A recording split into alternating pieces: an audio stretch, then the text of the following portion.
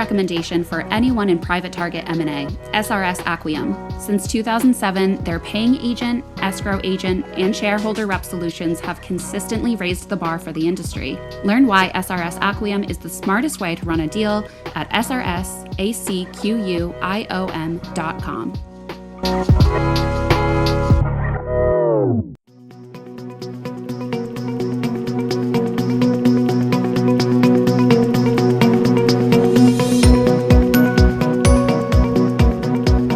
Welcome to ACG's Middle Market Growth. I'm your host, Carolyn Vallejo. Networking is a cornerstone of M&A, but building relationships that promote career growth and lead to actual deals takes far more than shaking hands and swapping business cards. In a hyper-competitive market, how do you become someone people want to do business with? Today, we're speaking with J. Michael Fischer Jr., author, managing director at DBD Investment Bank, and vice president of ACG New Jersey. He's here to discuss how he builds and utilizes his network, his unconventional path to investment banking, and how he gets the most ROI out of ACG. Michael, welcome to the podcast. Thanks, Carolyn. It's great to be on. Can you start us off by giving us a brief overview of your roles at DBD and ACG New Jersey? For sure. So with DBD Investment Bank, I'm a managing director. We are an M&A advisory firm. I focus primarily on originating and leading relationships with founder-led and family-owned businesses, typically companies with around 3 to 10 million of EBITDA. We help owners sell their business, raise capital, or figure out what's the right next move is. My role really starts with getting in front of the right owners and earning their trust. And from there, I stay, very closely involved from the initial conversation and the engagement all the way through close. I'm the relationship. I'm the person that the owner calls. I understand the numbers, but my job is really to understand the person behind them and help them guide them through one of the biggest decisions of their life. And then as far as ACG New Jersey is concerned, I currently serve as the vice president for the New Jersey chapter. I've been nominated for the presidency role, which will be voted in November. But ACG is where a huge part of my professional life happens. It's a community I've invested in for years and one that's given a lot back to me. I co-chair our Corporate Growth Awards Conference as well as our CEO and CFO Forum dinner series, where I host 8 dinners a year with more than 20 middle market CEOs and CFOs at each event. I never looked at ACG as a place to walk the room. I joined it because I wanted to be useful in that room. And to me, that's the whole game, show up, contribute, and build relationships and try to find ways to help people. Mm-hmm. Just for a bit of fun, if you had to choose a walk-up song, what would it be? So walk-up song, I don't know if anybody would know this band, but my walk-up song would be Mountain by the band called The Movement. It's one of those songs that just puts me in a good mood every time I hear it. I love the beat and the energy, and it always makes me smile. So it's a reggae rock song, so you can look it up, The Mountain by The Movement. Awesome. We love an original answer like that. Very cool. We want to jump right into the main interview, and I want to start with your bona fides. I know you have, multiple success stories of some deals that you have landed through your ACG network, deals that have started through conversations within your ACG network. Can you share maybe your favorite anecdote of this? Yeah, I would say the easiest anecdote to share would be my last 2 jobs came directly as a result of ACG New Jersey. But as far as my favorite deal that landed through ACG, as I mentioned earlier, I host the CEO and CFO Forum dinner series. And, the beauty of these dinners are we get together in a room. It's frowned upon to share business cards. So you just really genuinely get to know people very well. And I had one of our CEO attendees. We had been going to this he had been attending for 2 or 3 years. We got to know each other. And I was in commercial finance at the time. And he said to me, after knowing each other for 2 or 3 years, he said, Michael, I have a friend that owns a distribution business in Pennsylvania. They have a relationship with their existing bank, but the bank isn't giving them an increase to their line of credit. Is this something that you'd be willing to look at? And I said, absolutely. So I drove out to Pennsylvania. I met with the client. I saw what he was trying to do, and I said, hey, this is what I would tell the bank that that you want. And I think that they'll give you the increase in the line of credit. And it's funny because the client said, are you saying you don't want my business? And I said, no, it's not that I don't want your business. I'd love your business, but I want to do the right thing for you. So why don't you just do this? You'll get your stuff done instead of going through the rigmarole of changing banks. And, the client looked at me like, wow, thank you so much. So I made I made a deposit in that relationship without getting anything back. Fast forward 6 months later, their existing bank dropped the ball again and called me up, and I was able to get them a $10 million line of credit as well as a bunch of other, ancillary bank products. So that would be probably one of my favorite stories that came out of ACG. Mm-hmm. It's such a great story too, because it really reflects kind of the human component to this and how important the face-to-face, the human relationship is in doing business and deal making and making connections. And I think that's a conversation that is so important, especially with all of the technological advancement, AI, everything going on today. Absolutely. Now, you have some great stories of how deals or career growth can emerge in some unexpected ways through these face-to-face connections, through human interaction. But I want to hear about your history and your past. So take me back. I know you came into this field in kind of maybe an unconventional way. Can you tell me about what that looked like in the beginning and how you kind of got to where you are now? Yeah, absolutely. I guess this is one of my, kind of signature stories here. I graduated high school and had a scholarship to St. Joe's University in Philadelphia for food marketing. I decided after my first year in college that I wanted to drop out and play in a rock band with all of my best friends. And I chased that rock and roll dream for, a good amount of time. And when we got close to, signing a record deal, I started to find out the ugly side of the music business and realized that I would need to literally be on the road for the rest of my life to be able to pay for my lifestyle. And I always wanted to be a husband and a father, and that wouldn't really work for me. So I went back to college, started working at a bank as a teller. Within 7 months, I became a customer service rep. And right around that time in 2009, my father passed away pretty unexpectedly. And it just kind of gave me that, weird, this is the first day of the rest of my life. And I finished up college. I approached the senior lender of the bank and said, hey, I'd really like to work for you. He made me a management trainee and a commercial credit analyst. I worked through that and became a pretty senior level middle market banker here in New Jersey, and did really well. Made a great living in banking, but kind of kept hitting this ceiling because I was really good at making connections and building relationships and finding opportunities. The bank said to me, you're really great at your job. You should be a manager. And I said, no, I don't want to be a manager. I just want to kind of do what I do. And around March of 2024, I decided, it's time for me to finally bet on myself. I was getting approached by a bunch of different investment banks based on my network and a lot of the things that I'd done. And I had helped author and finance some roll-up strategies. I was always working with operating companies. So a lot of, my relationships were at that weird inflection point where they're like, do we want to grow? Do we want to sell? And I said, you know what, I'm going to try to do this investment banking thing. And I had an opportunity to join DBD. I did not go through the traditional, analyst path and go through all that. But, happy to say 28 months later, I currently have 9 live engagements. And turns out like I came up through people, not, through, the typical track. I don't have a Ivy League education and all that. But, kind of going through the school of hard knocks kind of helped me get to where I am today.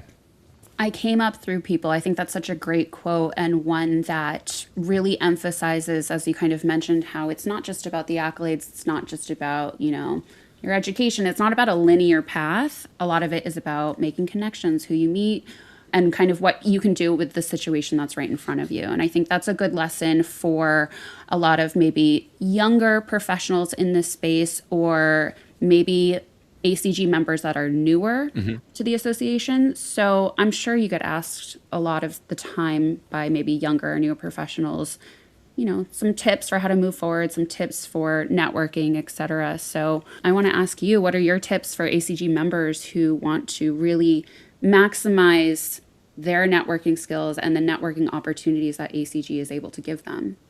Absolutely. I'm happy to do that. But, the one thing that I just want to comment on something that you said before. A lot of people tend to go to, hey, this would be great for younger professionals that are maybe kind of just getting started in their career. The one point that you made, and it might have been before we actually started recording, was that, in a world where technical ability used to get you in the door, relationships are what keeps you actually relevant in this new world. Mm-hmm. So what I'm finding now is a lot of other professionals that are out there that used to be able to get paid and be valued by their company because of their technical skills, that isn't as important now. So it's more, a lot of people need to learn these skills that maybe haven't had to learn them in a while. And those are people that are in their 40s, 50s, even 60s. So, the tips that I would give ACG members that really want to supercharge their networking is, for me, I wrote about it in my new book. I call it the RAIN method, So that's rooms, authority, intimacy, and nurture. That's kind of my system for building relationships. And, the tips I would give you today are based on rooms. I always found that you need a big room. So for me, that has been ACG. Don't just attend an ACG event, get really involved. The point isn't to work the room, it's to be seen consistently and to be useful. So show up with no agenda, show up on purpose regularly, join a committee, and you'll start to build relationships that will go on for a lifetime. Outside of that big room, I would say start to curate your own small rooms. So for me, I like to host dinners of 8 to 10 people, the curated kind of intimacy. Recently, I just did I'm a big music fan. I had, 10 COIs and clients and prospects go to a concert with me, and we tailgated ahead of time, right? That's like what I would call the small room that you can curate yourself. And then finally, I would say the one-on-ones, right, is make sure you're doing these one-on-ones on a regular basis. It's a coffee, it's a call when there's nothing to sell. This is when the trust actually really starts to get built. So that would be my couple of recommendations. And then if you want one more bonus one, I can give you. When I was in banking, everybody always said lender liability. You have to worry about referrals you give out. The one thing that I do consistently is I give out 3 referrals. And what that does is, something I think a lot about is called relationship equity. You can't withdraw something from an account unless you're making deposits on a regular basis. So for me, I constantly if somebody asks me for a recommendation for a CPA, I make an introduction to 3 different CPAs. And by doing that on a consistent basis, you're going to have all of this equity built up in all of your relationships. And then all of a sudden people are calling you all the time. So they're like, man, Michael always thinks of me. So hope that, long answer, but I hope that's helpful for the audience.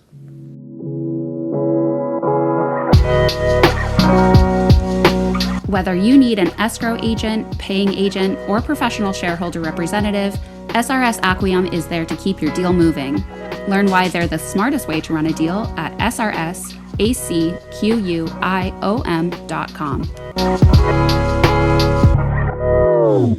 So, you mentioned earlier in your response something that I think is very important, which is kind of those technical skills are no longer necessarily what gets you noticed, gets your foot in the door, brings you to success. And it's the people skills that really are vital for professionals new and seasoned. So M&A has always been about people. It's always been about the human connection. But in today's environment, why are people skills so important? What's going on in M&A and deal making today that makes this crucial? So I think, like I mentioned before, technical stuff is really just kind of table stakes. Every bank can run a process. What a founder is actually deciding is, do I trust this person with the biggest financial moment of my life? That's not a question of financial modeling. That's a human question. So we're in a market right now where a lot of owners are emotional and they're cautious. There's rates, there's uncertainty. There's a generation of people deciding whether we hold on or let go. And in that environment, the advisor who wins isn't the smartest one in the room. It's the one who makes the founder feel heard and understood. M&A looks like a numbers business, but it's really a trust business wearing numbers as a costume, if that makes sense. Absolutely. And that's a great way to explain it. And you lead me very well into my next question, which is about this idea of helping an owner make that massive decision, as you say, often the biggest financial decision of their lives, as to whether or not they want to sell, they want to move on from the business, or stay in the position they've been in. You've worked with a lot of business owners and founders who are kind of working through that. You've helped them make that decision. I'm curious whether you have noticed an increased willingness for owners to come to the table, or are some of these leaders, a lot of them retirement age, are they still holding on to the business? That's a really great question. I would say willingness to come to the table is up, but I would say it's still on their own terms. The demographic wave is real. A lot of founders are aging out and they know it, but 2021 really has spoiled some expectations. Some people are still anchored to those like peak valuations that we saw. The thing that I've noticed that's changed, and I'm actually kind of happy with it, is owners are willing to have the conversation even if they're not ready to sell. And that conversation 2 years early is exactly the kind of relationship that I want. So it's like my whole thing is like the willingness isn't about is the person ready to sell? It's like, no, are they ready to talk? And that's where my job kind of gets started. So, we've had a lot of great examples where we've been brought in. Somebody says, hey, I'm not ready yet, but, I'd like to look at this, see if we could bring more value in. And we've actually been brought on now, a year ahead of the actual going to market with the company. And we've seen some significant improvement in valuation. So yeah, owners are definitely willing to sit down for sure. Yeah. And it's interesting that you say that it's kind of more appropriate to ask, are you willing to talk? I imagine that the relationship, the conversations that owners are having are really kind of a make or break moment as to whether or not they do want to sell, they do want to move forward, or they decide not to. Tell me a little bit about maybe what makes the difference in outreach to a founder or a business owner that makes that professional want to maybe work with one specific person or one specific team. What is it about that outreach, that conversation, that makes a business owner feel comfortable to start talking, as you say? I think this comes back to, I have a good story. I remember during the pandemic when I was in banking, there was a lot of people that kind of just sat, on the sidelines and said, okay, we'll wait this, figure out where do we go next from here. And I had a portfolio of clients that I would just call. And when you initially called them, they would say, is everything okay? Are you freezing my line of credit? What's wrong? And it's like, no, I'm just calling to see how you are. How's your family doing right now? What's going on? Like, is anything keeping you up at night?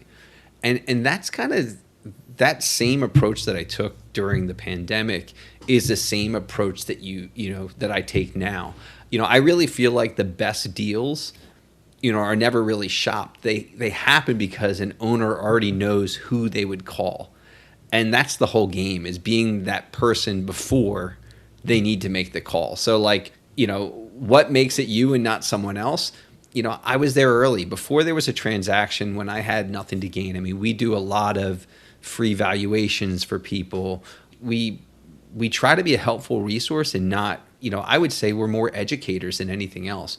And what I find that people really appreciate is I'm not breathing down their neck to sign an engagement with me. I'm just trying to be a helpful resource throughout the whole process. And I say to people all the time, I say, look, you don't have to use me. That's fine. But use somebody, because I want you to be protected in this. And people really appreciate that. So, for me, it's always about I give first. It's either an introduction, it's perspective, it's a name, with no scoreboard. Like, people just tend to come to me because of that. So that's what I would, encourage listeners to try to go about doing. Be the helpful resource and people will call you. Yeah, that's great advice. And as our listeners well know by now, we love to close out our conversations by providing some actionable advice. And my final question to you is if you could provide any final advice to professionals who want to improve their networking skills, make their networks work for them, really improve and increase the quality and value of their people connections and their people skills, what would your advice be? Absolutely. So, if there's one phrase that I would want everyone listening to walk away with is something that I call relationship equity. Think about your relationships like a bank account. You can't expect to make a withdrawal from that account if you've never made any deposits. So the three takeaways that I would leave, with you are really three ways to consistently make those deposits without expecting anything in return. So, number one would be invest before you need to.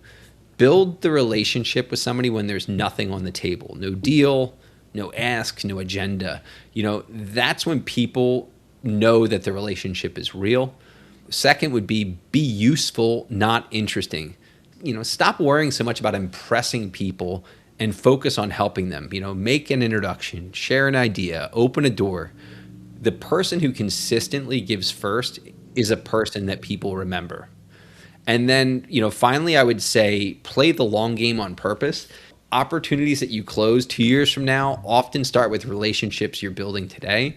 So be intentional about, the rooms you're in, the people who you stay connected to, and the deposits that you're making along the way. Networking isn't something that you should be doing when you need business. It should be something that you're doing all the time. It's just the way that you show up. And finally, I would say I gave you some points here that I think would be helpful. I do have a new book coming out called The Modern Day Rainmaker, which was inspired by, ACG. It takes a lot of what we talked about today and puts it into a framework I call RAIN, which is, rooms, authority, intimacy, and nurture. At its core, it's a playbook for building relationships, creating trust, and generating deal flow without constantly chasing it. So if anything we talked about resonated today, the book is the deeper dive version of it, and I'd love to have people purchase it when it comes out. And then I'm also building a keynote around the book, so I look forward to kind of taking that message on the road and hopefully speaking at other ACG chapters and industry conferences. And I really appreciate the opportunity, Carolyn. Well, we really appreciate you joining the podcast. That is J. Michael Fischer Jr. Thank you again so much for joining us. Thank you, Carolyn. Have a great day.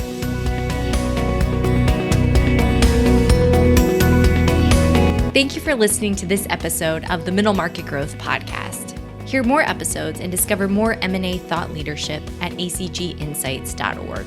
If you haven't yet, please subscribe at Apple Podcasts, Spotify, or wherever you listen to podcasts, and don't forget to rate and review. The Middle Market Growth Podcast is produced by the Association for Corporate Growth. Learn more about us and discover new opportunities to network with middle market deal makers at acg.org.